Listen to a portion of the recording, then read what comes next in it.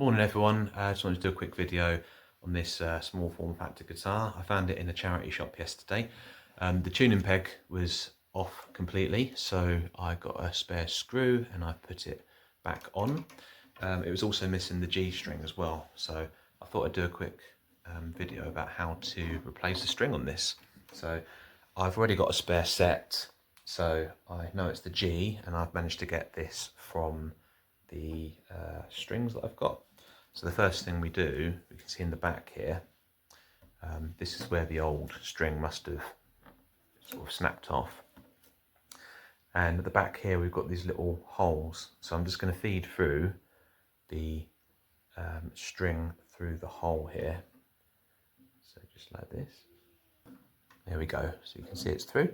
And now I'm just going to put it all the way through, like this, as tight as it will go. So you can see there, so it sort of catches just on the end here, like that. So the tuning peg is this one here, which is for the G. And then we've got a hole, you can see just here. So I'm going to feed this through the hole first, and put it through. And then we've got the nut here, so it's just in this little groove here. I'm going to feed this back through here. Tighten, it's going to wind the string around. There we have it. Now I've got 6 strings.